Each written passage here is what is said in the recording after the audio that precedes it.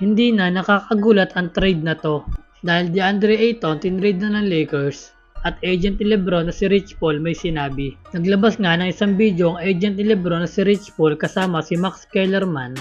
Mapapansin sa litrato na may 10 team ang interesadong makuha si LeBron James at may 5 team naman ang malapit sa pangalan ni Lebron. Ito kaya ang mas malaki ang chance ang mapuntahan ni LeBron James na team. Nandyan ang team ni Joel Embiid na Sixers, Bam Adebayo ng Miami, Nikola Jokic ng Denver, Anthony Edwards ng Wolves, at panguli ay ang team ni Donovan Mitchell na Cleveland. Ganyan nga karami ang interesadong makuha si LeBron James. At nabanggit sa video na mas maganda daw na mapuntahan ni LeBron ay ang team ng Miami. Dahil sa edad na 42 sa paparating na season, wala na nga daw sapat na lakas si LeBron na pasanin ng opensa at depensa.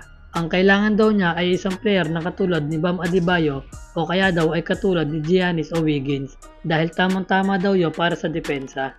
At magagawa pa nga daw ni Lebron na tumira sa mga paborito niyang spot dahil ang kailangan daw ng Miami Heat ngayon ay manlalarong mahusay tumira dahil nga sa pagkawala ni Tyler Hero.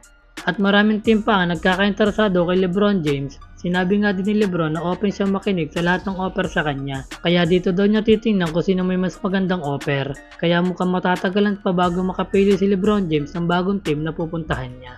At DeAndre Ayton tuloy nang itinrade ng Los Angeles Lakers sa Washington Wizards kapalit ni Jaden Hardy at mga future round picks. Matatandaan na si Jaden Hardy nga ay former teammate ni Luka Doncic sa Dallas Mavericks. Malaki talaga ang impluwensya ni Luka Doncic sa Lakers dahil mga former teammate niya nga ang kinukuha ng purple and gold.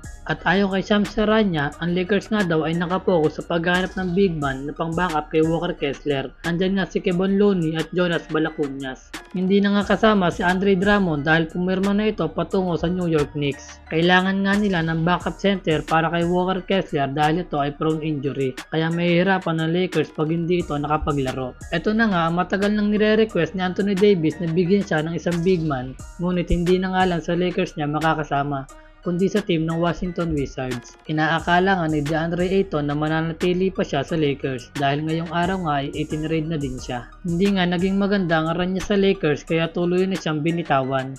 Dahil nag-average lang ito last season sa Lakers ng 12 points at 8 rebounds lang. Dahil na din sa bagong sentro na si Walker Kessler kaya tuloy ang binitawan ng nasabing sentro. Tama lang ba na itinrade na ng Lakers si DeAndre Ayton? At mukhang susunod na din na ititrade si Jared Vanderbilt at Dalton Knecht. Dahil ayon sa report, hinahanapan na ng Lakers para ma-trade ang dalawa. Matatandaan na na-injury nga si Bando kaya ito hindi na nakapaglaro. At marami nga ang nangihinayang dahil gusto na din bitawan si Dalton Knecht. Marami nga ang nagsasabi na malakas ang player na ito, hindi lang talaga nabibigyan ng playing time.